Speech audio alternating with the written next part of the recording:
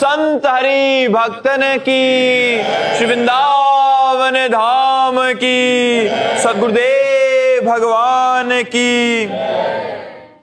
Mansi Rajiv single जी, गाजियाबाद से। राधे राधे गुरुजी। गुरुजी, मृत्यु के समय क्या छूटता है और क्या साथ जाता है? भगवान नाम यदि लिया है, पुण्य किए हैं और पाप किए हैं, ये तीन चीजें साथ जाती है।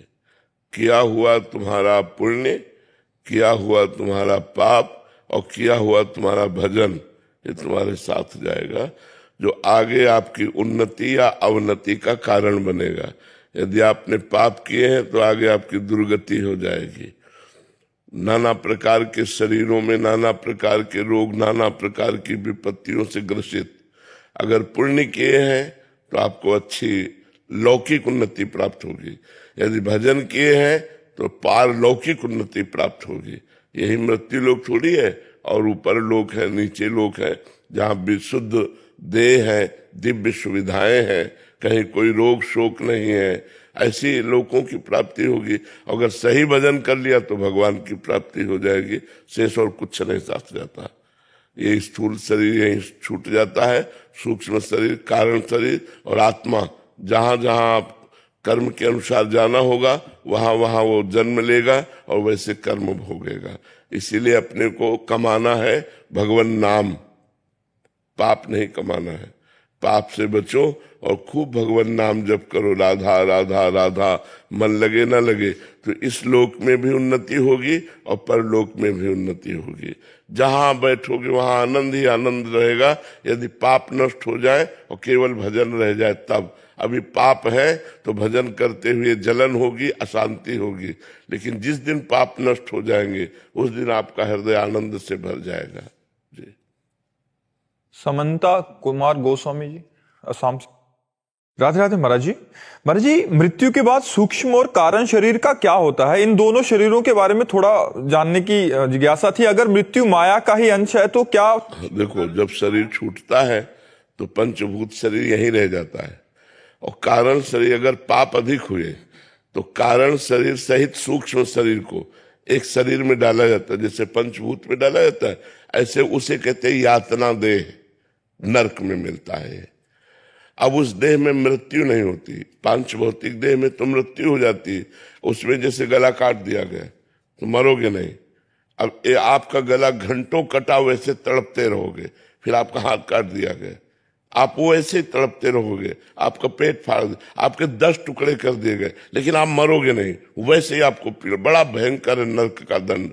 कोल्हू में पेरा जाता है, आग में पकाया जाता है, क्या क्या कष्ट होते हैं, भागवत में लिखा हुआ है। तो ये झूठा नहीं लिखा हुआ है, जो है वो परम सत्य है। अब जैसे जेल में क्या क्या सजा होती है, अब अपने को क्या पता, लेकिन जो जेल जा चुका है उसको पता है, या जो जेलर है उसको पता है क्या क्या दुर्गति होती है जो जेल में रहते हैं। तो नरक सार्वभौम जेल है, मतलब अनंत ब्रह्मांडों के प्राणियों का किए हुए पाप कर्म का वहां दंड मिलता है। ऐसे ही वो सूक्ष्म शरीर और कारण शरीर के यदि पुण्य अधिक है तो उसे देव देह में डाल दिया जाता है और देवताओं की सुख भोगता है। और जहां पुण्य क्षीण हुआ तो मृत्यु लोक कोई विसंति, फिर उसे मनुष्य शरीर या सुअर, कुत्ता, गधा, नीच योनियों में उसको डाला जाता है। तो जो स्थूल शरीर है ये मृत्यु लोक में केवल मिलता है, पांच भौतिक, अन्य जगह नहीं मिलता। नरक में यातना देह मिलता है, स्वर्ग में देव देह मिलता है, और भगवान को जब प्राप्त होता है तो भागवतिक देह मिलता है। जो भगवान का सच्चिदानंदमय देह है वही सच्चिदानंदमय देह प्राप्त होता है। तो 5 ज्ञान इंद्रियां, 5 कर्मेंद्रियां कितने हुए? 10। 5 तन मात्रा, शब्द स्पर्श रूप रसगंध कितने हुए? 15। मन बुद्धि चित्त अहंकार कितने हुए? 19। और जीवात्मा 20। ये जो सूक्ष्म शरीर है, इसके बाद त्रिगुण माया, सतोगुण रजोगुण तमोगुण, तो ये कितने हो गए? 23। और काल 24। ये 24 तत्वों का पूरा खेल है। ये 24 तत्वों से संपूर्ण ब्रह्मांड बना हुआ है। ये संपूर्ण ब्रह्मांड बना हुआ है। इसमें केवल 5 घट जाते हैं स्थूल में, जो क्षितिजल पावक गगन समेरा, पृथ्वी, जल, अग्नि, वायु, आकाश, ये 5 महातत्व हैं जिनसे ये शरीर बना हुआ है। तो जब हमारी मृत्यु होती है तो केवल ये 5 तत्व हट जाते हैं, बकाया शेष तत्व सब रहते हैं। फिर वो आगामी शरीरों को ग्रहण करके भोगते हैं। इसलिए हमें चाहिए कि भोगने वाले तो हम ही होंगे ना। कितना सुंदर मनुष्य शरीर मिला है, यदि हम इससे भजन कर लें, पापाचरण ना करें तो हमारी उन्नति हो जाएगी। कम से कम हम नर्क तो ना जाएं, फिर हम अच्छे लोगों को प्राप्त होकर अगर आना भी पड़े तो यहाँ बहुत अच्छी जगह हमारा जन्म हो, अच्छे हमारी भावनाएं हो, समाज को सुख पहुंचाएं, फिर अच्छे एक व्यक्तित्व को स्थापित करके फिर नया हम निर्माण करें जन्म के नए भाग्य का, या मोक्ष प्राप्त करें। मोक्ष प्राप्त हो गया तो फिर ये जन्म मरण सब बंद हो जाता है। महाराज जी, आपका यही प्रश्न है कि क्या मोक्ष और भगवत साक्षात्कार एक ही सिक्के के 2 पहलू हैं? भगवत साक्षात्कार में हम आपको देखते हैं और मोक्ष में तरंग समुद्र में लय हो गई, उसका अस्तित्व खत्म हो गया। लेकिन भगवत साक्षात्कार में अस्तित्व खत्म नहीं होता। हम आपके दास, आपके सखा, आपकी पत्नी, आपकी सहचरी, जैसी हमने भावना की वैसे भाव से हम आपके पास रहेंगे, भगवान के पास। अगर हमने भगवान को अपना स्वामी माना तो हम दास्य भाव से रहेंगे, भगवान को अपना सखा माना तो मित्र भाव से रहेंगे, भगवान को अपना लाला माना तो वात्सल्य भाव से साथ में रहेंगे। अगर हमने भगवान को अपना पति माना, जो कांता भाव, गोपी भाव है, तो हम उस भाव से, अगर सहचरी भाव तो हम उस भाव से, जो हमने भावना की वो जब सिद्ध होगी तो हम भगवान के साथ वैसे ही रहेंगे जैसे हमारी भावना। ये हुआ भगवत साक्षात्कार। और मोक्ष में हुआ कि जैसे समुद्र में तरंग लय हो गई, नाम रूप उसका खत्म हो गया, अब वो ढूंढे भी नहीं मिलेगी, वो समुद्र हो गए, वो भगवत स्वरूप में लीन हो गया, वो भगवान बन गया, भगवानमय हो गया। अब उसका कोई अस्तित्व नहीं रहा, अस्तित्व मिट जाता है मोक्ष में। और भक्ति में अस्तित्व रहता है, भगवान और मैं।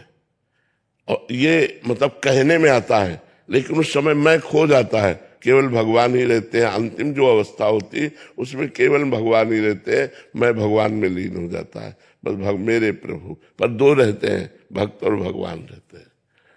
समरनाथ जी, राधे राधे। गुरु जी, आंतरिक संबंध कब और कहाँ जागृत होता है गुरु और शिष्य का? जब अहंकार शिष्य का गुरु के चरणों में समर्पित हो जाता है, तब आंतरिक संबंध स्थापित हो जाता है। जो हमारा जीवत्व अभिमान है, देहाभिमान है, विद्या का, रूप का, कुल का, धन का, जाति का, देह का, नाना प्रकार का जो अभिमान है, वो जब गुरु के चरणों में समर्पित हो जाता है तो आंतरिक संबंध गुरु से हो जाता है। और आंतरिक संबंध होने का मतलब जो गुरु के हृदय में चल रहा है वही शिष्य के हृदय में चलने लगे। एक हरिव्यास देवाचार्य नाम के महापुरुष हुए हैं निम्बार्क संप्रदाय में। वो श्री भट्ट देवाचार्य जी उनके गुरु हैं। तो अपने गुरुदेव के पास आए और कहा, शरणागत हुए और कहा मैं दीक्षा लेना चाहता हूं। तो बोले दीक्षा ऐसे थोड़ी दे देंगे, जाओ 12 वर्ष गिरिराज जी की परिक्रमा करो राधा नाम रटते हुए। उन्होंने कोई प्रश्न नहीं किया कि कहाँ रहेंगे, क्या व्यवस्था, जो आज्ञा। 12 वर्ष गिरिराज जी की परिक्रमा की राधा राधा रटते हुए। 12 वर्ष बाद आए तो उनका, तुमको कुछ हमारी गोद में दिखाई दे रहा है? बोले नहीं गुरुदेव। बोले जाओ फिर 12 वर्ष गिरिराज जी की परिक्रमा करो। गुरु आज्ञा। 12 वर्ष फिर लौट के जब आए 24 वर्ष बाद, तो उनका गुरुदेव आपकी गोद में प्रिया प्रीतम दिखाई दे रहे हैं। प्रिया जी बैठी है आपकी गोद में, प्रीतम। बोले आओ दीक्षा। उन्होंने ही महावाणी की रचना की, जो निम्बार्क संप्रदाय का जुगल सरकार की रसकेली का महामहिमामय ग्रंथ है। महावाणी जी की रचना की, जब गुरुदेव को इस तरह से वर्ण किया, गुरुदेव की आज्ञा का पालन किया। नहीं अपने लोग होते तो बोले अब 24 वर्ष गुरु आज्ञा में, इसके बाद गुरु दीक्षा। तो गुरु दीक्षा कब दी? जब सिद्ध कर दिया। खुले नेत्रों से देखा, प्रिया प्रीतम गुरुदेव की गोद में विराजमान है, तब दीक्षा दी और तब महावाणी की रचना की। बहुत बड़े महापुरुष हुए हैं। तो गुरु से आंतरिक संबंध, जब उनकी आज्ञा का पालन करते, ये अहंकार समर्पण है। गुरु ने आज्ञा किया, बस बिना कोई प्रश्न किए गुरु की आज्ञा में लग गए। 24 वर्ष तक गिरिराज जी की परिक्रमा और राधा नाम का जप, उससे सारे पाप नष्ट हो गए और दिव्य दृष्टि प्राप्त हो गई और गोद में प्रिया प्रीतम के दर्शन हो गए। तो ये है, जब हम गुरु को अपना अहंकार समर्पित कर देते हैं तो हमारा गुरु से आंतरिक संबंध हो जाता है, और जब गुरु से आंतरिक संबंध होता है तो गुरु के स्वरूप का दर्शन होता है। गुरु कृपा करके अपने स्वरूप का दर्शन कराते हैं। मुख्य तो कृपा होती, पर साधन उनकी आज्ञा का पालन करने से वो प्रसन्न हो जाते हैं कि हमारी आज्ञा का पालन किया। लखन गुप्ता जी दिल्ली से। राधे राधे महाराज जी।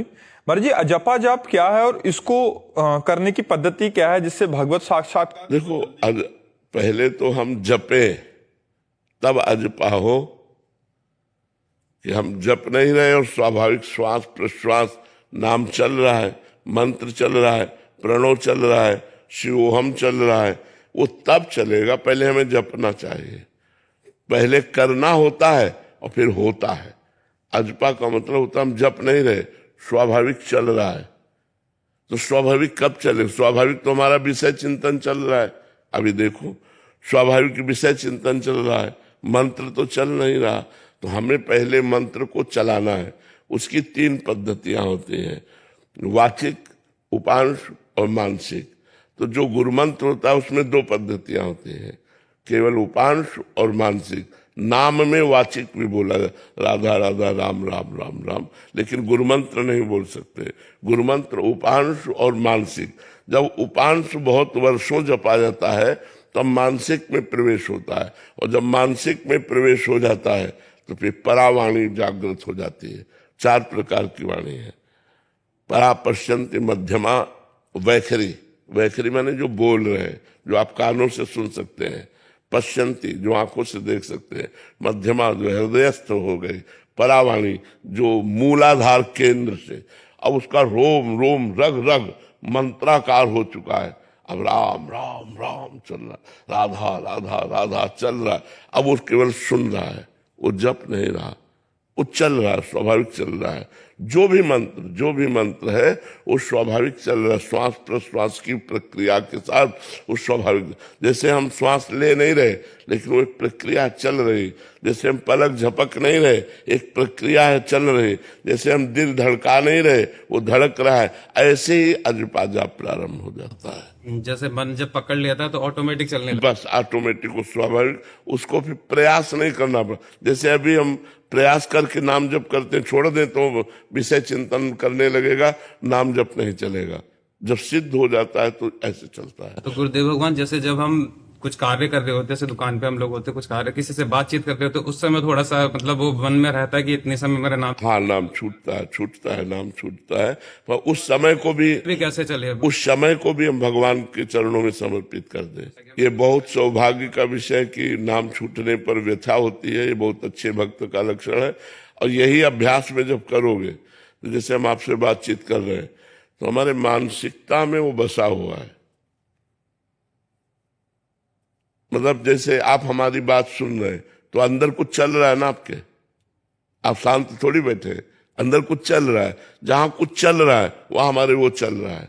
तो हम आपसे बातचीत भी कर रहे हैं, हमारा भजन भी चल रहा है, हमारा स्मरण भी चल रहा है। पर ये बहुत दीर्घ काल तक जब अभ्यास किया जाता है तब ऐसी बात आती है। लेकिन एक चीज और मैंने आपके श्रीमुख से सुनी थी कि जैसे कोई महत अपराध हो जाते तो एक बार गुरुदेव के सामने जरूर बताने चाहिए। तो गुरुदेव भगवान, मेरे से तो पूरे जीवन में पहले का तो मैं आपको क्या बताऊं। हाँ, अब लो नसानी अब ना न सही हो, अब तक किया अब नहीं करूंगा। बस यही नियम ले लेने से और नाम जप करने से पीछे के पाप नष्ट हो जाते हैं। अब लो नशानी अब ना नशे, आज तक किया। गुरुदेव के सामने हो गए, संत के सामने हो गए। हमें पहले प्रमादवश शासन करने की हिम्मत नहीं थी अपने मन में, आज हमारी हिम्मत आ गई। अब लो नशानी अब ना नशे हो, आज तक किया अब नहीं करूंगा, तो सब माफ हो जाता है और भगवान की प्राप्ति हो जाती है। खूब नाम जप करो, गलतियों से बचने की चेष्टा करो। सोन कन्वर जी जयपुर से। राधे राधे महाराज जी। महाराज जी, एक शिष्य होने के नाते हमारा सबसे महत्वपूर्ण कर्तव्य क्या है? गुरु की आज्ञा का पालन करना। अब जो ये कहें करें हम सोई, आयस लिए चले निज दासी, मन क्रम वचन त्रिशुद्ध सकल मत, हम श्री हित हरिवंश उपासे।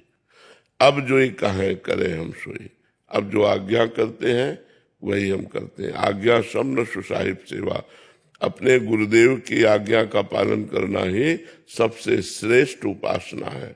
जो गुरुदेव की आज्ञा पर अपने प्राणों को भी बलिदान कर देते हैं वो सीधे भगवान को प्राप्त होते हैं। गुरुदेव की आज्ञा बहुत कठिन है पालन कर पाना, क्योंकि मनमुखी चाल है। मन के विरुद्ध गुरुदेव की आज्ञा होती है तो उस आज्ञा का पालन करना बड़ा कठिन है। अगर आज्ञा पालन कर ले गए तो माया मुक्त हो गए। मोक्ष मूलम गुरु कृपा, गुरु प्रसन्न हो गए सब काम बन गया। पर गुरु को प्रसन्न करना साधारण बात नहीं। वो सेव संतरा रुपया से जो प्रसन्न होते हैं वो गुरु ही नहीं होते। गुरु वही होते हैं जो भजन और सच्चे अच्छे आचरणों से चले तो गुरु प्रसन्न होते हैं। रुपया सेव संतरा दे के गुरु को प्रसन्न नहीं किया जा सकता। अगर गुरु रुपया की आशा रखता है, गुरु नाना प्रकार के भोग विलासों की आशा रखता है, तो गुरु किस बात का? वो तो भोगों का दास है। तब लग जोगी जगत गुरु, जब लग रहा है निराश, और जब आशा मन में भई, जग गुरु और जोगी दास। जग गुरु और जोगी दास। तो सच्चा संत तो वही है जो भगवंत में स्थित है, और सच्चा संत तभी प्रसन्न होगा जब आप सच्चे बनोगे, अच्छे आचरण करोगे और भगवान का नाम जप करोगे। गणेश जी, जी राधे राधे महाराज जी। महाराज जी, आप कह रहे हैं कि जब आप राधा रानी के दर्शन करने या बिहारी जी के दर्शन करने जाते हैं तो उस समय महाराज जी आप उनको निहारते समय उनसे मन ही मन महाराज जी क्या बात करते हैं ताकि हम भी वही बात करें? अब हम क्या बताएं क्या बात करते हैं। एक आशिक अपने महबूब से क्या बात करता है, अपने प्रेमी से क्या बात करता है, उस समय उसके जो भाव प्रकट होते हैं वो किसी से बताने योग्य थोड़ी होते हैं। वो मुंह से बात नहीं करता और नेत्रों से बात करता है। वो ऐसा लगता है नेत्रों से पी जाएगा अपने प्रेमी को, अपने नेत्रों में बसा लेगा। वो जो उस समय की मांग होती है, वो प्रेमियों की बात कह रहा हूं। जनरल तो अपनी मांग करेंगे, हमारा ये हो जाएगा। जो प्रेमी जन होते हैं उनकी मांग बस यही होती है कि बिसरियो ना बिसारियो, यही दान मोह दो। हे लाडले, हे प्यारे, तुम मेरे नेत्रों में बस जाओ, मेरे हृदय में बस जाओ, मैं तुम्हें कभी भूलूं नहीं। दर्शन करने तो कुछ मिनट के लिए आया हूं, लेकिन हर समय आप मेरे नेत्रों में बस जाइए। कभी आप हमसे दूरी न होइएगा, कभी आप हमारे चिंतन से न जाइएगा, सदैव हमारे चिंतन में बसे रहिएगा। पी मूर्ति नयनन बसे, तेहि रस रहाय समाय, ये लक्षण सुन प्रेम के और न कछु सुहाय। और कुछ अच्छा नहीं लगता, केवल आप हमारे नेत्रों में बस जाओ। उस समय भक्त की जैसी भावना आती, वो अपने प्रभु से बात करता है। वीर मेहता जी, राधे राधे महाराज जी। महाराज जी, मेरी उम्र 19 वर्ष है। आपका सत्संग मैंने लगभग 1 वर्ष पहले सुनना शुरू किया। आपकी कृपा से शराब, मांस, हंस क्रीड़ा, गाली आदि दोष धीरे धीरे छूटने लगे और नाम जप भी कुछ स्थिर हुआ है। बहुत सुंदर, ये आपकी धन्यवाद। दया से। इतनी अवस्था में भी आपने शराब पी चुके? जी अच्छा। महाराज जी, कॉलेज आदि में जैसे बच्चे बाहर गए उच्च शिक्षा के लिए, तो महाराज जी उनका माहौल ऐसा है कि वहां के हम जो अटेंडेंट है उनसे बात कर, ये आपको एक नहीं महाराज जी, ये तो अच्छे बच्चे हैं ताकि छोड़ दिया उसके बाद आए हैं। काफी बच्चों का सुधार तो है ही है, क्योंकि जो हमसे मिलते हैं। नहीं, हम धन्यवाद देते हैं, हृदय से प्यार करते हैं और भगवान से प्रार्थना करते हैं कि आप सबका मंगल करें, आपकी बुद्धि शुद्ध रखे, आपको स्वस्थ रखे और आप आगे बढ़ो। मनुष्य जीवन बेटा नष्ट करने के लिए नहीं मिला, मनुष्य जीवन समाज को सुख पहुंचाने के लिए मिला है। हम जिन पदों पे जाएं, चाहे टीचर बने, चाहे डॉक्टर बने, चाहे हम समाज को सुख पहुंचावें। हम कुछ ऐसे बने जिससे संसार को सुख पहुंचावे। क्या मनुष्य जन्म सुअर कुत्ता की तरह वही खा लिया, वही भोग लिया, वही नीच कर्म कर लिए, ये कोई मनुष्य जीवन? मनुष्य जीवन है अपने प्राणों का बलिदान दूसरों के लिए करें।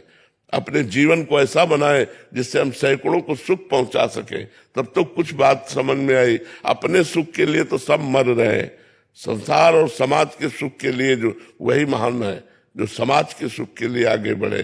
पेमेंट तो मिलती ही है, लेकिन समाज सुख के लिए अगर हमारी बुद्धि बढ़े तो बहुत उत्तम है। अब कोई गंदी बात मत करना, ठीक है ना। जब तक ब्याह ना हो जाए तब तक किसी बहन माता बहन से कोई गलत संपर्क न रखना, कोई नशा न करना। बहुत अच्छा है आप लोग काउंटर लिए, मुझे बहुत अच्छा लग रहा है कि आप नाम जप कर रहे हैं। और आप देखना बहुत अच्छे बच्चे बनोगे। अभी आप नाम जप कर रहे हैं ना, आप देखना आपके आगे जीवन की उन्नति कैसी होगी। आप एक महान व्यक्तित्व वाले बनेंगे। बस हमारी बात पर लगे रहना, और जब ब्याह हो जाए तभी भोग करना। जब तक ब्याह ना हो तब तक ब्रह्मचर्य से रहना। फिर आप देख लेना अपना जीवन कैसा होता है। जो लोग ब्रह्मचर्य हल्की अवस्था में नष्ट कर देते हैं वो गृहस्थी लायक भी नहीं रह जाते हैं, वो लोग बहुत हानि को प्राप्त होते हैं। तुम लोग ब्रह्मचर्य से रहो, दंड बैठक मारो, जो हम नियम बताते हैं उनके अनुसार चलो। देखो अभी चमकने लगोगे, नई अवस्था है, अभी दिमाग प्रकाशित होने लगेगा, भगवान की कृपा प्रकाशित होगी। जो आप नाम जप कर रहे हो इससे आपका बड़ा मंगल होगा। कोई नशा नहीं, किसी माता बहन से संपर्क नहीं, गंदे बच्चों का संग नहीं, मोबाइल से गंदी बात नहीं देखना, तो आप देखना आपका जीवन कितना अच्छा हो जाएगा। ठीक है महाराज जी, इसका मूल कारण कहाँ से बिगड़ी?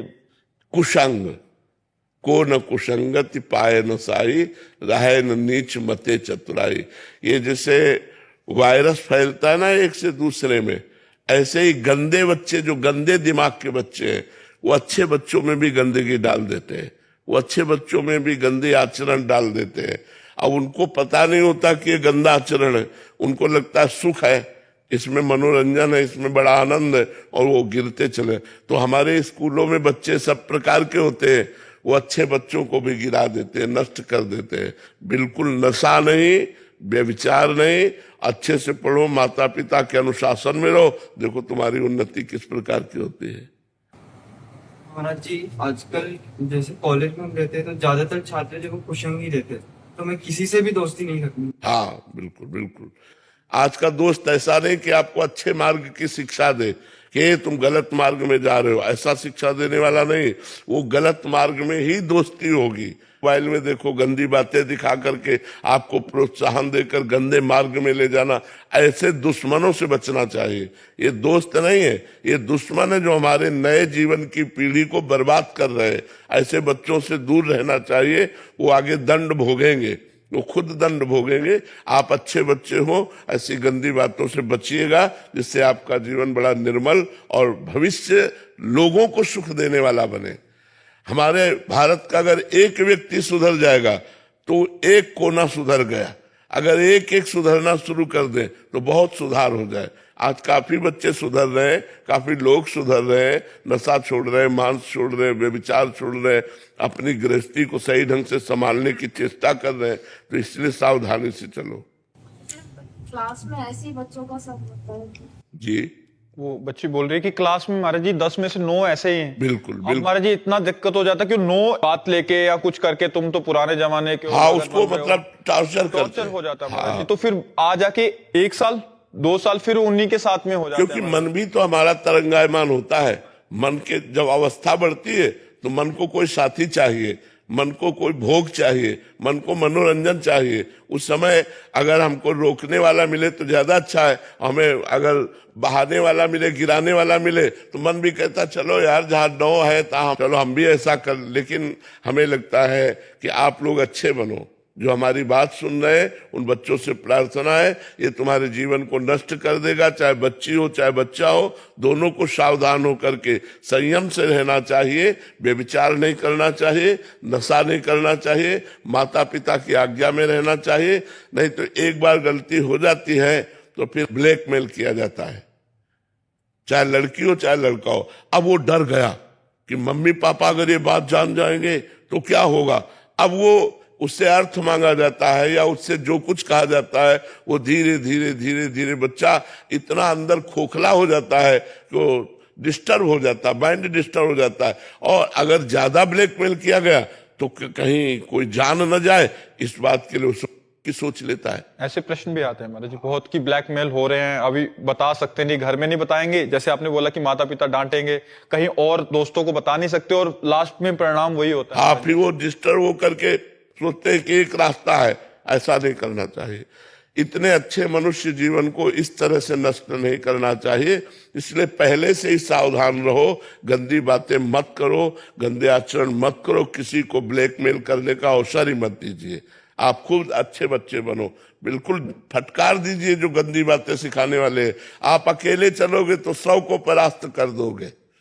अगर आप गलत आचरण में चले गए तो जिसमें 100 बह गए उसी में तुम भी बह गए।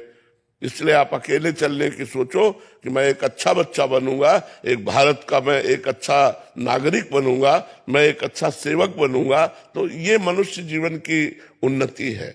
जिससे गंदे बच्चे या बच्चियां जो हमें संग में मिले तो उनसे हमसे बचना चाहिए। वो हमें टॉर्चर करें, उपहास करें, गाली दे, सुन लेना चाहिए, चल देना चाहिए। महाराज जी जो सुधार आ रहा है समाज में आपके भागवत बल की वजह से आ रहा है महाराज जी, बहुत मुश्किल है, नहीं तो बच पा। जी जी जी, हम कोशिश भी यही करते हैं, भगवान से प्रार्थना भी यही करते हैं और भजन करके चाहते भी यही है कि जितना दिन अब हमारे जीवन का रह गया है, जो भी भजन होता है वो हमारी समाज को मिले और समाज हमारी भागवतिक बने, सबका मंगल हो, सबको सुख मिले। ऐसी भावना है कि सबको सुख मिले, हमारी समाज व्यसन रहित हो, व्यभिचार रहित हो, छल कपट रहित हो, हिंसा चोरी रहित हो, तो आनंद में जीवन व्यतीत हो जाए। वैभव जी मध्य प्रदेश। राधे राधे महाराज जी। महाराज जी यदि गुरु राधा नाम जपे और शिष्य राम नाम जपे तो क्या धाम में गुरु और शिष्य साथ भगवान के रहेंगे, एक ही भगवान के?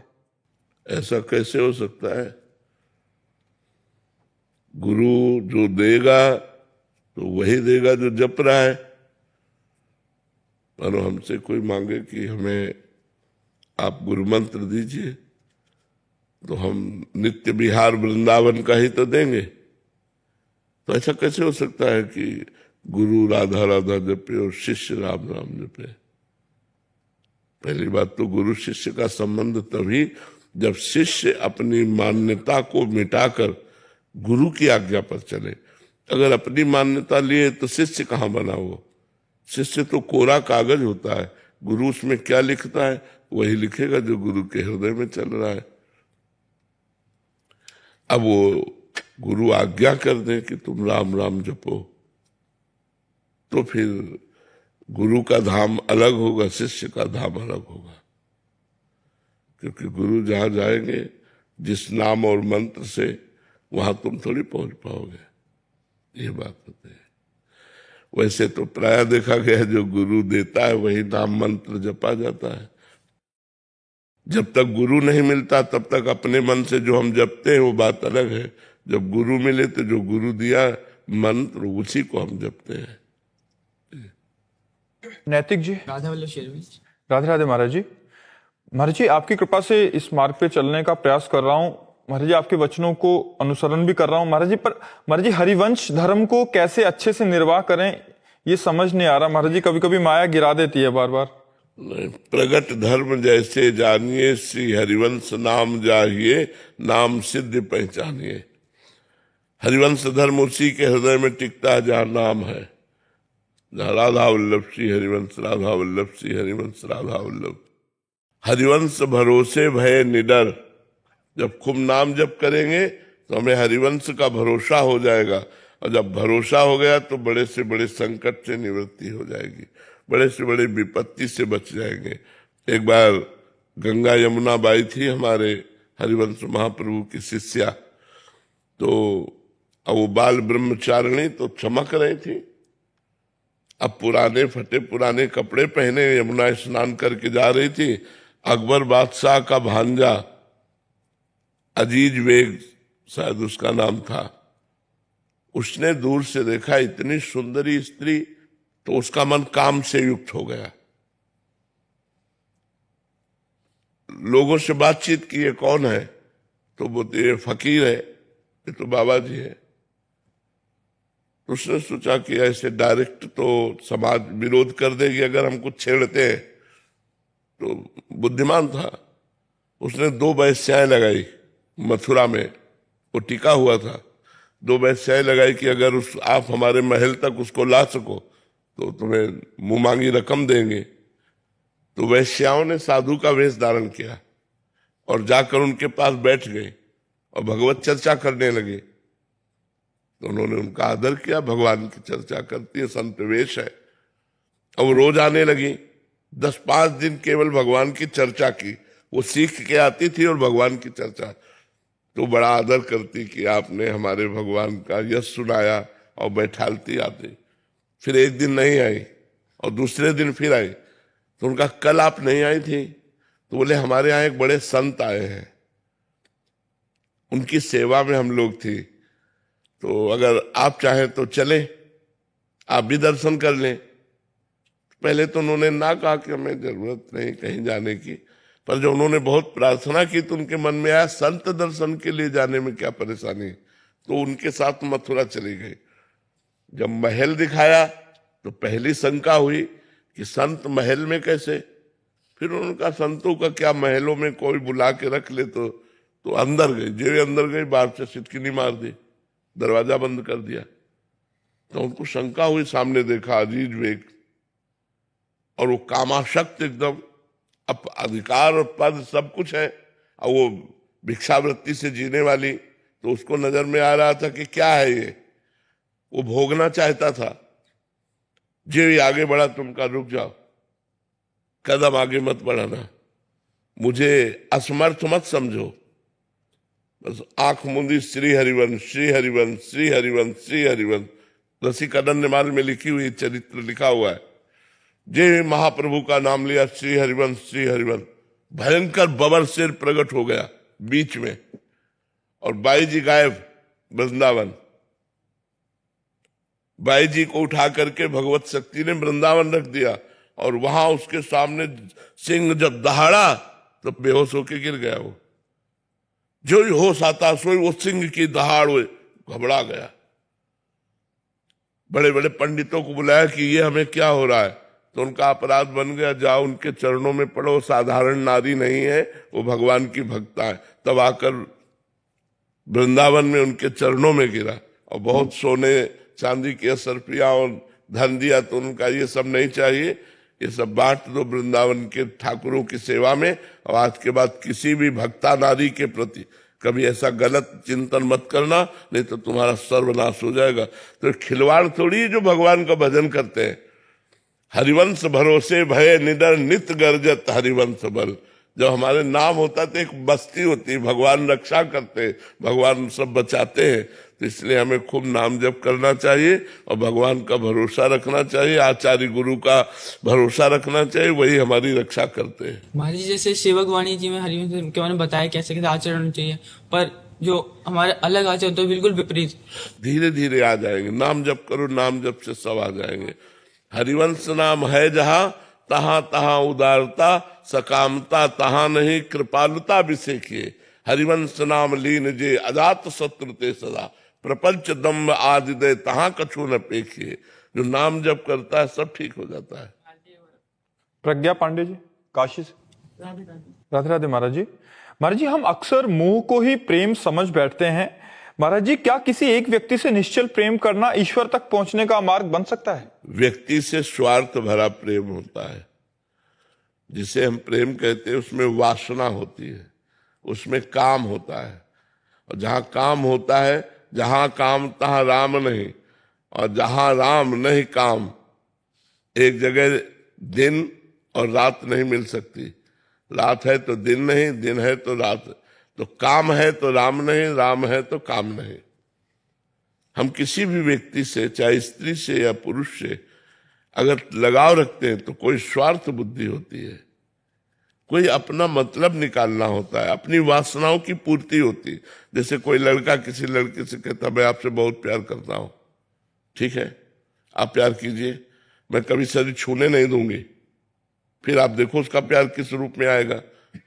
फिर वो प्यार करता है कि छूने नहीं दूंगी, दूर से बात करो, करो हमसे प्यार। कौन प्यार करेगा? बिल्कुल नहीं। यहां लिखा लेना, वहां लिखा लेना, प्राण समर्पित करने का नाटक करना, लेकिन वो अपनी वासनाओं की पूर्ति चाहता है, इसलिए वो ऐसा करता है, चाहे लड़का हो चाहे लड़की हो। यहां प्रेम कहाँ है? प्रेम है कामना रहितम, और आपका प्रेम है कामना सहितम। कामना के बिना आप प्रेम कर ही नहीं सकते, और प्रेम शुद्ध होता है कामना रहितम, सूक्ष्मतरम, अनुभव स्वरूपम, प्रक्षण वर्धमानम। कहाँ प्रेम है?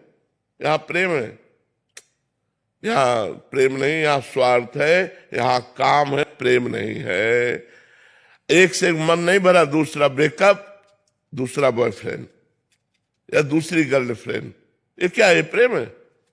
एक बार जिससे प्रेम किया, आजीवन निर्वाह किया, उसका नाम प्रेम है।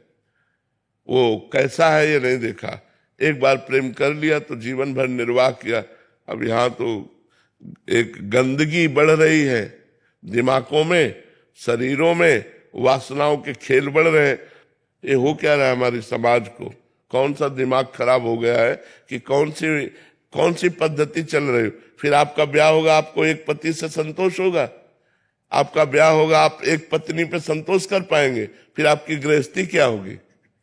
कूड़ा हो जाएगी। वो दूसरे से प्यार कर रहे, तुम दूसरे से मिल रहे हो, क्या मतलब रह गया पति पत्नी का? क्या मतलब रह गया एक अच्छे मित्र का? अच्छा मित्र वो नहीं बन सकता जो व्यभिचारी है, जो गंदे आचरण वाला है, वो कभी अच्छा मित्र नहीं बन सकता। वो सदैव चार को भोगने की कोशिश करेगा, वो एक में संतुष्ट नहीं रहेगा। हमारी ये बातें अच्छे से समझ लो। इसलिए सबसे प्रार्थना है, जीवन को पवित्र रखो, और जब पति मिले तब उसी से पूरा प्यार करो, और ऐसा प्यार करो कि वो चाहे जैसा हो हम निर्वाह कर ले जाए, पूरे जीवन भर निर्वाह कर ले जाए। तब तो ये हमारे सनातन धर्म की रीति है, ये हमारे भारत की रीति है। हम विदेशी रीति की बात नहीं करते, भारत की जो रीति है उसके अनुसार चलो। एक बार हाथ मिलाया, आजीवन निर्वाह किया। ये डिवोर्स शब्द आना ही नहीं चाहिए। तो ये क्यों आता है? व्यभिचार प्रवृत्तियां इसलिए आता है, आज इससे, कल उससे, परसों उससे। ये क्या है? ये वृत्ति ठीक नहीं है, गंदी वृत्ति है, ये तुम्हारे जीवन को नष्ट कर देगी। अभी नए नए बच्चे हो, इस बात को अच्छे से समझो, इस पर सुधार करो। अपने जीवन में आज तक जो गलती हो गई, अब सुधार कर लो, अब अपने जीवन को अच्छा बना लो। यहाँ प्रेम नहीं है, यहाँ काम है, काम का तांडव है, ये प्रेम नहीं। प्रेम तो एक विशुद्ध होता है, अपने प्यारे के लिए जीवन बलिदान कर देना। अगर प्रेम की तुम्हें भाषा बतावे तो जैसे मैं आपसे प्यार करता हूं और आप हमारे सामने इससे प्यार करें तो हम इनको बहुत प्यार करेंगे, क्योंकि आपका वो प्यारा है। लेकिन हमें द्वेष हो जाएगा, आपसे जलन हो जाएगी। इसका मतलब है कि आप प्यार नहीं, स्वार्थ कर रहे हो।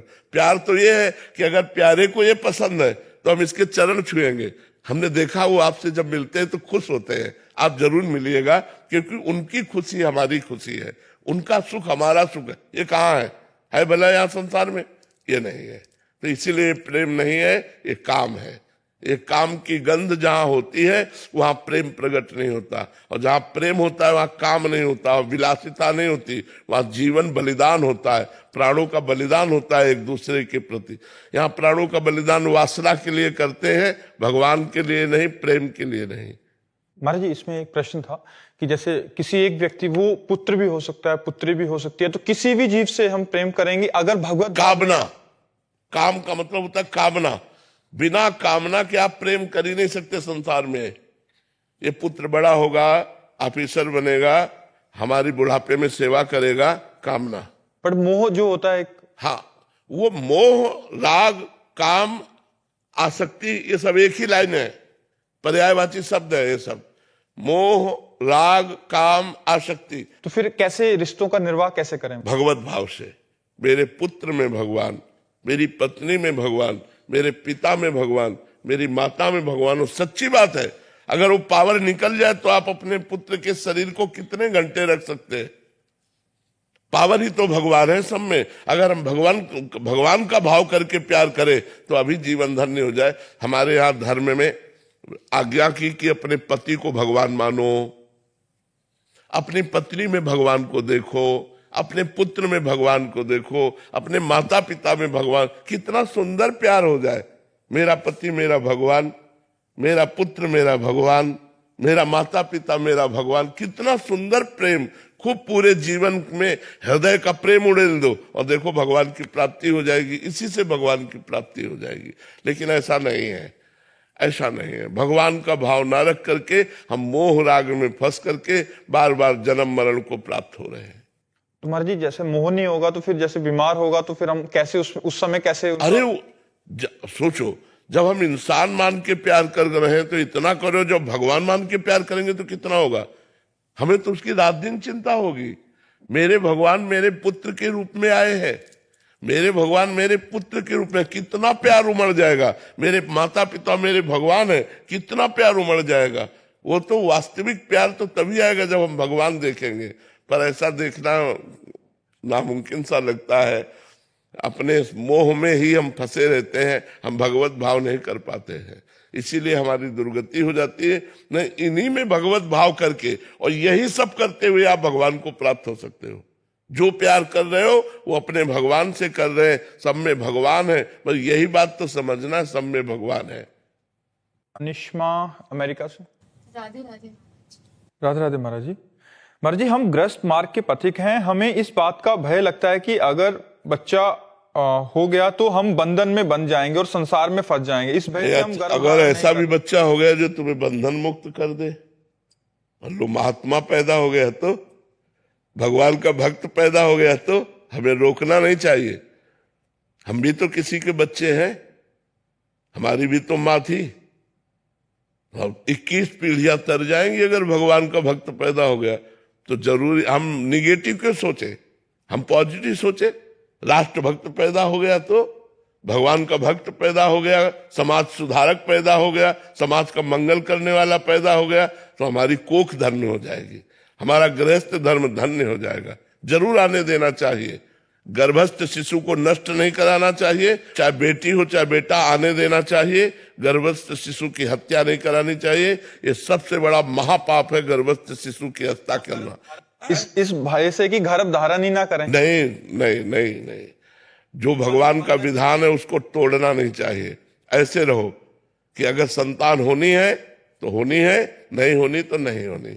और जब आपको ये लगे कि अब हमारे संतान हो गई, अब हमें आगे संतान नहीं चाहिए, तो संयम से चलो, डॉक्टरों की सलाह से चलो। ऐसी स्थिति ना आने पावे कि गर्भ आ जाए फिर उसको आप भ्रूण हत्या, गर्भ हत्या कराएं, ऐसा नहीं करना चाहिए। अंशिका जी बिहार से। राधे राधे महाराज जी। महाराज जी, मैं भगवान हनुमान जी को बहुत मानती हूँ और उनमें श्रद्धा भी रखती हूँ, लेकिन मुझे सही तरीका समझ नहीं आता कि मैं उन्हें कैसे प्रसन्न करूं, उनके किस नाम का जाप करूं। कृपया महाराज जी मेरा मार्गदर्शन। हनुमान जी को प्रसन्न करने के लिए रामचरित सुनिबे को रसिया, राम लखन सीता मन। बात समझना है कि हनुमान जी को पसंद क्या है। जैसे हम किसी को प्रेम करते हैं तो उसकी पसंद देखते हैं कि उसकी पसंद क्या है। हनुमान जी को सिया राम जी का चरित्र पसंद है, तो आप बैठ करके रामचरित मानस सुनाइए हनुमान जी को, और सीताराम का नाम जप सुनाइए। इसलिए यत्र यत्र रघुनाथ कीर्तनम तत् तत् कृतमस्त कांजलम वाष्पवारि परिपूर्ण लोचनम मारुतिम नमत राक्षसांतकम। हनुमान जी महाराज जहां सियाराम जी का कीर्तन होता है, आंसू बहाते हुए वहां विराजमान रहते हैं। यत्र यत्र रघुनाथ कीर्तनम तत्र तत्र कृतमस्त कांजलम वाष्पवारि परिपूर्ण लोचनम मारुतिम नमत राक्षसांतकम। तो हमें चाहिए हनुमान जी को प्रसन्न कर लिए, रामचरितमानस सुनाएं और सीताराम नाम का जप करें, और उससे हनुमान जी बहुत जल्दी प्रसन्न हो जाएंगे। राधे राधे महाराज जी। महाराज जी, मैं बहुत भयभीत होके आपकी शरण में आया हूँ। महाराज जी, मेरे से एक घोर अपराध बन गया था। मैंने खेत में एक चर रहे बछड़े को डंडे से प्रहार किया, वो घायल हो गया, कुत्तों ने उसे जिंदा खा लिया। महाराज जी, मेरे अभी मतलब बहुत ज्यादा अंदर से विचलित हूँ महाराज जी, उसका प्रायश्चित कैसे करूं महाराज जी? श्रीमद् भागवत का पाठ करवाओ, मूल संस्कृत से श्रीमद् भागवत का पाठ करवा के, फिर गोपाल सहस्त्र नाम का पाठ करवा करके और उस बछड़े को प्रदान करो कि इसका फल उस बछड़े को प्राप्त हो, और भगवान उसका मंगल करें, और क्षमा प्रार्थना भगवान से मांगो। ये तो महत अपराधों में, गौ हत्या महत अपराधों में है, बड़ा अपराध है। इसको क्षमा याचना कर लो, नहीं तो भोगना पड़ेगा। बहुत बुरी दशा पैदा कर सकता है ये। जो महत अपराध होता है वो बहुत बुरी दशा पैदा कर देता है। इसलिए सावधान हो, जल्दी करवा लो, पता नहीं शरीर छूट जाए और हमारा ये पाप हमको फिर अगला जन्म में ब्याज सहित भोगना पड़ेगा। तो इसलिए सावधान हो जाओ। आपने बचाया नहीं कुत्तों से? सब बाद में गुरुजी बाद में पता लगा, जैसे वो मारा तो घायल हो गया होगा, बाद में पता लगा उसको कुत्ते खा गए। नहीं नहीं, ऐसा नहीं। वो उनकी भूख मिटाने के लिए वो चारा चरना चाहते हैं। अब आपकी फसल है ये उनको पता नहीं, उनको इतना पता है मेरा चारा है, ये मेरा पेट भरेगा। तो हमको चाहिए कि हमें हाँक देना चाहिए अपने खेत से बहुत, मारना नहीं चाहिए। और फिर इस तरह से छोटे बछड़े को मारना कि वो घायल हो जाए, नहीं नहीं। उस टाइम दया भाव नहीं था गुरुजी, कुछ भी, मतलब उस टाइम ये भाव नहीं था महाराज जी, बाद में लगा कि ऐसा होना चाहिए था। नहीं नहीं नहीं, बहुत धैर्यवान बनना चाहिए। तुम मनुष्य हो और वो बछड़ा है गाय का, तो हमें लगता है बहुत बड़ी गलती हो गई। भगवान क्षमा कर सकते हैं यदि आप प्रायश्चित ऐसा करें, पूरी मूल भागवत का पाठ पंडित से करवावे और गोपाल शास्त्र नाम पाठ करवावे और वो सब बछड़े को प्रदान करें और भगवान से क्षमा याचना मांगे। राहुल जी मध्य प्रदेश से। राधे राधे महाराज जी। महाराज जी, मोक्ष का सबसे सरल रास्ता क्या है और भक्ति और प्रपत्ति में क्या अंतर है? देखो, प्रपत्ति का नाम ही भक्ति है। प्रपत्ति माने होता शरणागति। जब हम भगवान की महिमा का श्रवण कीर्तन स्मरण करते हैं, भगवान के चरणों की सेवा करते, पाद सेवनम अर्चनम, भगवान को प्रणाम करते हैं, वंदनम, सख्यम भगवान हमारे मित्र भी हैं, दास्यम भगवान हमारे स्वामी भी हैं, और आत्मसमर्पणम, ये जो आत्मसमर्पणम है ये नवधा भक्ति की पूर्णता है। इसी को प्रपत्ति कहते हैं, इसी को शरणागति कहते हैं, इसी को आश्रय कहते हैं, इसी को अवलंबन कहते हैं। भगवद अवलंबन, भगवद आश्रय, भगवत प्रपत्ति, भगवत शरणागति। तो भक्ति भगवत शरणागति एक ही बात है। अब रही मोक्ष का सरल उपाय,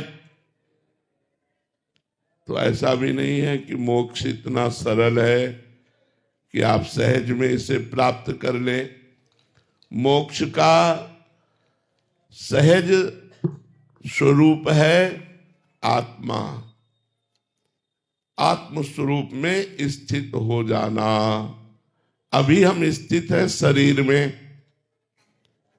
मन में, इंद्रियों में, इंद्रियों के भोगों में।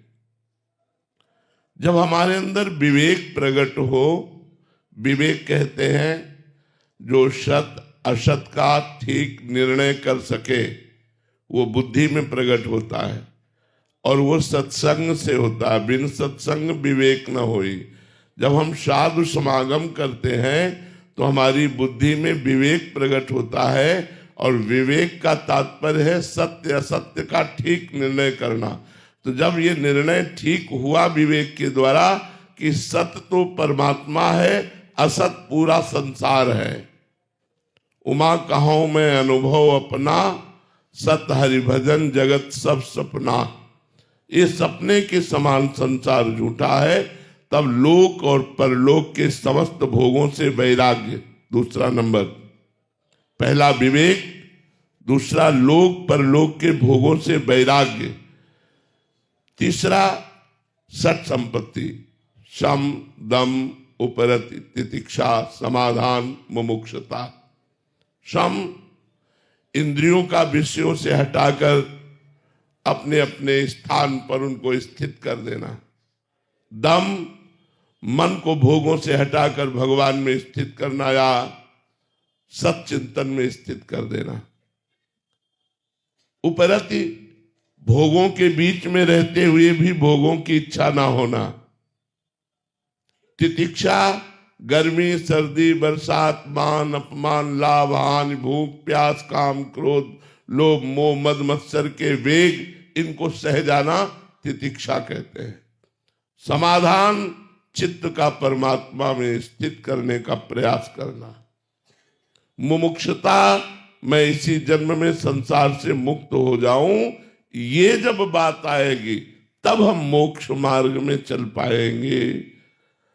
इसीलिए मोक्ष मार्ग कठिन है कि हम शरीरधारी अपने को शरीर मानकर मन और इंद्रियों के द्वारा भोगों को भोगने में लग गए, इसीलिए मुमुक्षुता कठिन हो गई। नहीं तो हमारा स्वरूप है मुक्त, ना हम कभी बंधे थे, ना बंधे हैं, ना बंधे रहेंगे। विषयों में हमने स्वयं बंधन स्वीकार किया है, तो अब हमको इंद्रिय विजयी होना होगा, हमको मनोनिग्रही होना होगा, हमको किसी भी विषय में परास्त नहीं होना होगा। इसके लिए निरंतर नाम जप करो। सरल उपाय राधा राधा राधा राधा राधा। तो जिस श्वास में तुम्हारे प्राण निकलेंगे उसी श्वास में तुम्हारा मोक्ष हो जाएगा। फिर तुम मां के गर्भ में नहीं जाओगे, तुम परमात्मा स्वरूप हो जाओगे। इसलिए निरंतर नाम जप करो। जगदीश जी जोधपुर राजस्थान से। राधे राधे महाराज जी। महाराज जी आपका शरणागत हूं। आपके श्रीमुख से प्रवचनों में सूक्ष्म शरीर, मन, बुद्धि, चित्त, अहंकार का वर्णन सुना है तथा अष्टधा प्रकृति में पंच तत्वों के साथ सूक्ष्म शरीर के 3 भाग मन, बुद्धि व अहंकार को शामिल होना भी सुना है। अतः महाराज जी ये चित्त का क्या स्वरूप है जो कि सूक्ष्म शरीर का? मन को ही चित्त कहते हैं, क्योंकि चिंतन करने के कारण, देखो अंतःकरण चतुष्टय 4 नहीं है, एक ही है। निश्चय करने के कारण उसे बुद्धि कहा गया, संकल्प करने के कारण उसे मन कहा गया, चिंतन करने के कारण उसे चित्त कहा गया, क्रियाओं का कर्ता भोक्ता स्वीकार करने के कारण उसे अहंकार कहा गया। ये एक ही हृदय अंतःकरण चतुष्टय के रूप में है। तो यहाँ जो अष्टधा प्रकृति में पृथ्वी, जल, अग्नि, वायु, आकाश, बुद्धि, मन, अहंकार, ये अष्टधा जो प्रकृति है, इसी में मन में ही चित्त को ले लिया गया है। अंतःकरण चतुष्टय का जो मन में चित्त का, चूंकि चित्त का कार्य है चिंतन करना और मन का कार्य है मनन करना, दोनों समकक्ष हैं, इसलिए चित्त और मन को एक में ही मिला करके अंतःकरण चतुष्टय की 3 हिस्सों को ले लिया गया। बुद्धि का काम निश्चय करना, मन का काम मनन चिंतन करना और अहंकार क्रिया को स्वीकार करना, भोग को स्वीकार करना। इसके कारण ये अष्टधा प्रकृति में 3 जोड़ दिए गए सूक्ष्म शरीर की बात, चूंकि चित्त और मन एक ही है। शौर्या सिंह जी। राधे राधे महाराज जी। महाराज जी जीवन की उलझन कब दूर होगी? कृपया कोई ऐसा मंत्र बताएं जिससे मन शांत हो जाए। राधा जपो। अगर आपके शोक और दुख और भय नष्ट न हो जाए तो आप हमसे कहना। ये हम राधा नाम ऐसे ही नहीं उच्चारण करके आपको कहलाते, अनुभव करके कहते हैं। राधा नाम के बल से हम दहाड़ते हैं, राधा नाम के बल से हम जीवित रहते हैं। राधा नाम है जीवन हमारा, राधा नाम प्राण आधार है, राधा नाम है कर्ता विधाता, राधा नाम पालनहार है, राधा नाम सबका पूज्य है। राधा नाम का पूजन करें, राधा नाम के ही ध्यान से हम शुद्ध अपना मन करें। राधा नाम के जप ध्यान से प्रेम बढ़ता जाएगा। राधा नाम ही हमें प्रेम में निकुंज में पहुंचाएगा। निकुंज तक की यात्रा इसी राधा नाम में छुपी हुई है। आप राधा राधा रटिए और देखिए आपके काम बनते हैं कि नहीं। राधा नाम जहां विराजमान है वहां कोई बाधा नहीं। जिते विनायक शुभ शुभ, विघ्न करे नहीं कोई, विघ्न करे नहीं कोई, डरे कलिकाल कष्ट भय। ये डरपते हैं राधा नाम लेने वाले के ऊपर। हम अपना कैसे प्रभाव दिखाएं? क्या कलिकाल का प्रभाव, कष्टों का प्रभाव और भय जो हमें देने आ रहे हैं, वो खुद भयभीत होकर भाग जाते हैं जब राधा नाम हमारे पास होता है। राधा नाम यदि है तो किसी का श्राप आपके ऊपर नहीं लगेगा। साप ताप रोग शोक दारुण दुखारी, लाल इष्ट दुष्ट दलन कुंज भवनचारी।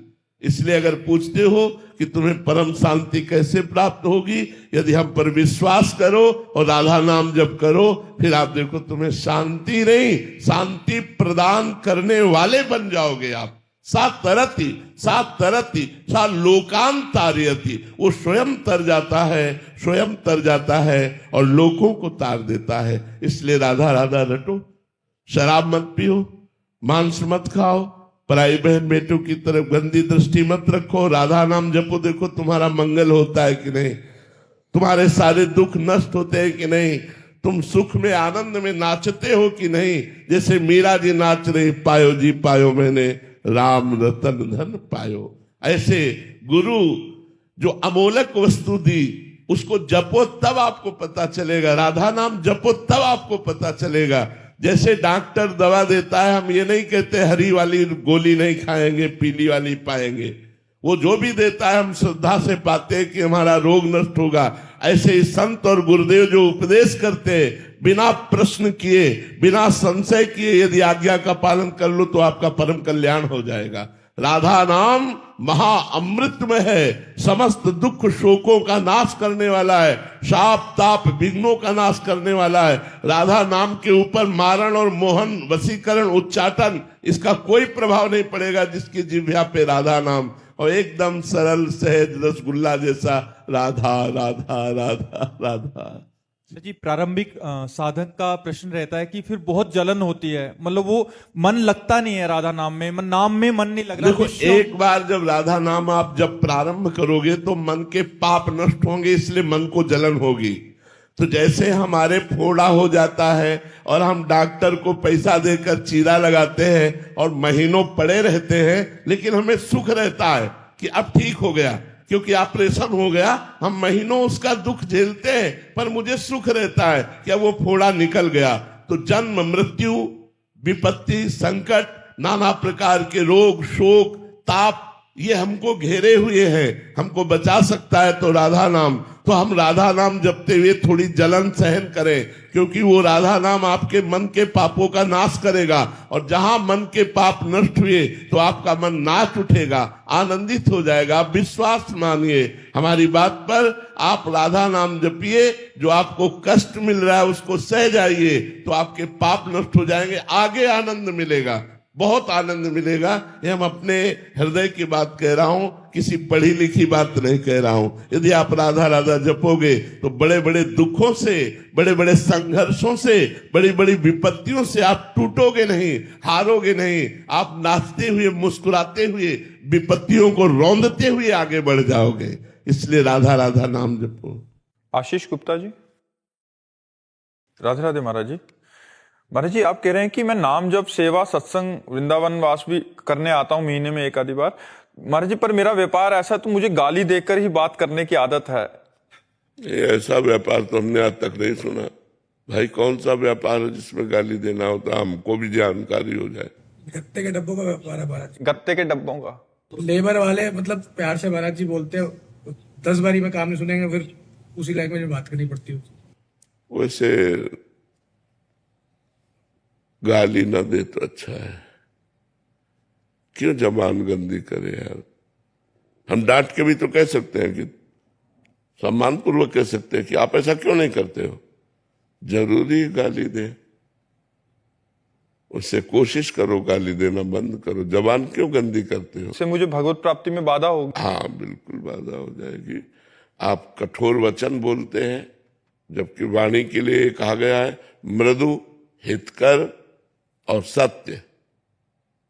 सत्य हो पर मृदु होनी चाहिए, सत्य हो उसका हित करने वाला होना चाहिए।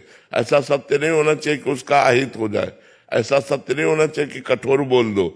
सत्य, मृदु और हितकर वाणी। वाणी एक अमोल है, जो कोई बोले जान, हे तराजू तौलिके तब मुख बाहर आने। बहन बेटी की गालियां देते रहते, जबान गंदी करते रहते, फायदा क्या हुआ। हाँ, हम कठोर शासन कर सकते हैं। अगर हमको अपनी लेबर से काम कराना है तो गाली दे के थोड़ी काम कराना है, कठोर शब्दों से भी बोल सकते हैं, निकाल सकते हैं, लेकिन गाली क्यों दे। गाली देने का अभ्यास बहुत गलत है। प्रायः लोग गाली दे देते हैं, नहीं देना चाहिए, गाली को रोकना चाहिए। जबान गंदी क्यों करें हम, तो बहुत गंदी बात होती है और बहुत निकृष्ट बात होती है, और ये छोड़ देना चाहिए। कोशिश करो। आप और कठोर शब्दों का प्रयोग कर सकते हो, लेकिन गाली देने की जरूरत नहीं है। आपको लगे तो निकाल सकते हो उसको, लेकिन जरूरी नहीं कि आप गालियां देकर ही अपनी जबान को, अपने स्वभाव को बिगाड़े। ऐसा ना करें। महाराज जी, आपको सुनने वाले बहुत सारे जने हैं महाराज जी। कॉलेज और स्कूल के स्टूडेंट्स भी महाराज जी आजकल ट्रेंड चल गया है गाली दे के ही बात करने का, और बहुत गंदी बात है, बहुत गंदी बात है। विद्यार्थी का तो एक तपस्वी जीवन होता है। आज विद्यार्थी विलासिता में जा रहे हैं, गंदी बातों में जा रहे हैं, नहीं, विद्यार्थी का जीवन तो एक तपस्वी जीवन होता है। वो हर अपनी इंद्रियों को कंट्रोल में करके विद्या अध्ययन करके उच्च स्थानों पर प्राप्त करता है। जो विद्यार्थी हस्तमैथुन करता है, जो विद्यार्थी गर्लफ्रेंड आदि बना करके बॉयफ्रेंड बना करके व्यभिचार करता है, जो विद्यार्थी नशा करता है, जो विद्यार्थी गंदी बातें बोलता है, वो विद्यार्थी नहीं, वो तो भ्रष्ट आचरण वाला बच्चा है। वो दंडनीय मार्ग में जा रहा है, वो उन्नतिशील कभी नहीं हो सकता। अगर किसी घूस आदि देकर उच्च पदों पर बैठा भी तो हमारे समाज का शोषण करेगा, वो समाज का हित नहीं कर सकता। जिसकी मानसिकता इंद्रियों की विलासिता में गिर गई है, वो भ्रष्ट आचरण वाला, वो भ्रष्ट अधिकारी होगा, ना कि वो उत्तम अधिकारी बनकर हमारे समाज की सेवा करे। तो ये जो बच्चों की गंदी बातें हैं, आपस में गालियां देना, गंदी बातें करना, गंदे मजाके करना, ये सब नहीं करना चाहिए। इससे हमारा स्वभाव बिगड़ता है, इससे हमारी बहुत हानि हो जाती है। मनोरंजन में हम नीचे पतित होते चले जा रहे हैं। ऐसा मनोरंजन नहीं करना चाहिए। मन को सही बोलना चाहिए।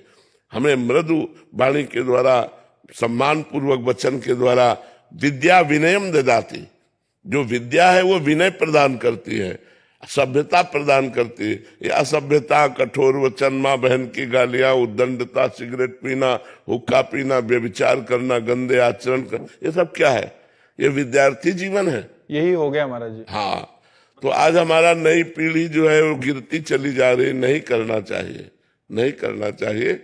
नए नए बच्चों से हमारी हाथ जोड़कर प्रार्थना है कि वो व्यसन और व्यभिचार से बचें, अपने बूढ़ों का सम्मान करें, समाज में अच्छे व्यक्तित्व को स्थापित करें, गंदे बच्चे बन करके समाज को गंदा ना करें।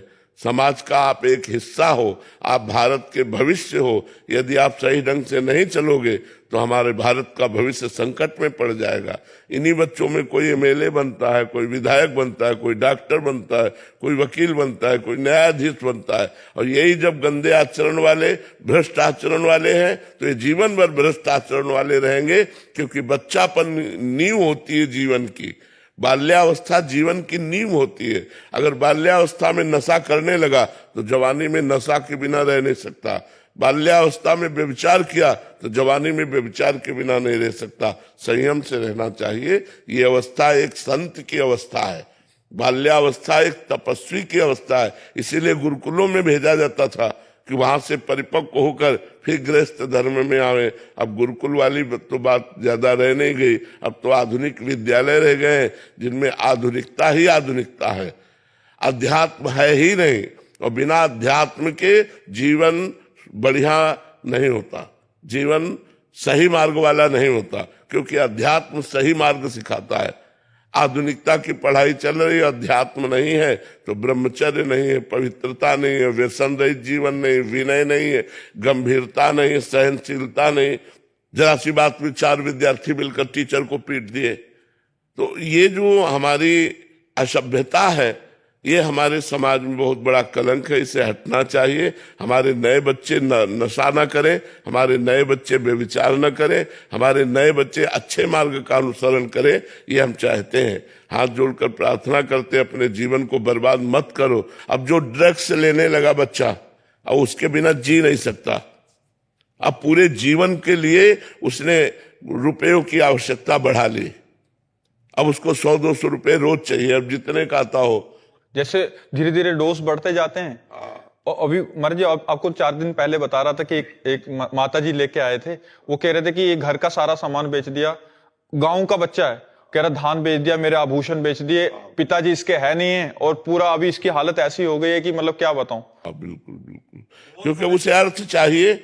नशा सीख गया, उसे अर्थ चाहिए, तो नए बच्चों को चाहिए कि वो व्यसन न करे, व्यभिचार न करे, संयम से रहे। जब गृहस्थी में जाए तब गृहस्थ धर्म का उपभोग करे। नहीं, अभी एक तपस्वी जीवन है, विद्यार्थी जीवन एक तपस्वी जीवन होता है, जो अपनी इंद्रियों को, अपने मन को रोक करके विद्या अध्ययन में लगाकर उच्च उन्नति को प्राप्त होता है। इसलिए ये उन्नति प्राप्त करने की अवस्था है, इसको बर्बाद मत करो। हर क्रिया चाहत के लिए क्यों होती है, और ऐसा क्या है वह बिना चाहत का है? क्रिया जितनी चाहत के लिए होती है, देहाभिमान के कारण होती है। हम अपने को शरीर समझ रहे ना, शरीर समझने के कारण सारी क्रियाएं होती है। जो भी चाहत होती है उसके मूल में शरीराभिमान होता है। हम लोग परलोक की जो भी चाहत करते हैं वो शरीर को लेकर के होती है, और अचाह स्थिति आत्मा में होती है। जब आत्मज्ञान हो जाता है तब कोई चाह नहीं रहती, तब क्रियाएं भर होती है परोपकार के लिए, लेकिन कोई चाह नहीं रहती। स्वरूप का बोध होने पर चाह नहीं होगी, शरीर का बोध